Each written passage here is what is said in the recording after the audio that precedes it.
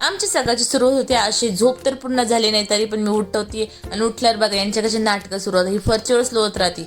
मग आमच्या रिद्धी सिद्धींची अंघोळ झाल्यावर आमच्या मॅडमना बघा आज डोकं धुतलंय ना, तर जसं मी करते ना तसंच डोकं केलंय. आणि इकडे माझी सिद्धी नाचती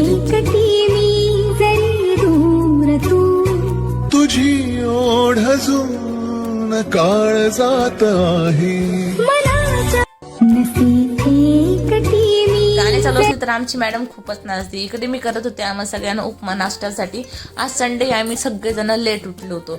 लेट उठल्यावर पण काहीतरी वेगळीच मजा असते. सगळं व्यवस्थित होतं आणि काय एवढं गडबड नसते.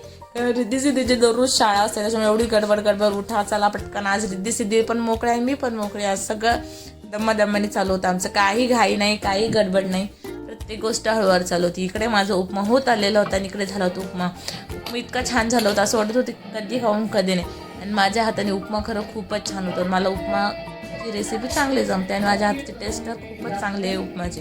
इकडे मी घेतला उपमा खायला. सगळे व्हेजिटेबल टाकल्यावरच त्याची टेस्ट चांगली लागते.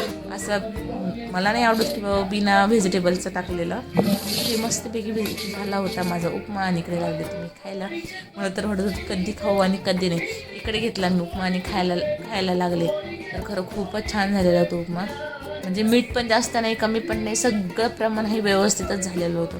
आणि मला तर माझ्या हाताची टेस्ट उपम्याची फार आवडते. मला दुसऱ्याच्या हातात न आवडतं, माझ्या हाताचा आवडतं, एक माझ्या मम्मीच्या हाताचा. आणि इकडे आलं होतं नारळ पाणी.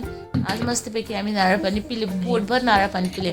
आणि हे 2 एक्स्ट्रा मी चेहऱ्याला लावासाठी घेतले होते. नारळ पाणीचं जे पाणी ना ते मी चेहऱ्याला लावते, कारण त्याने त्वचा मस्तपैकी होते, नरम होते आणि ग्लो पण येतो चेहऱ्यावर. नॅचरली असतं नारळ पाणी, त्याच्यामुळे काही आपल्याला इफेक्ट पण होत नाही. हे मस्तपैकी मी फ्रीजमध्ये गाळून होते. जेव्हा पण मला लक्ष आलं तेव्हा मी चेहऱ्याला लावते. मी पावडर पण लावत नाही. अशा प्रकारे झाला माझा मिनी ब्लॉग. त्याच्यामुळे माझा चेहरा छान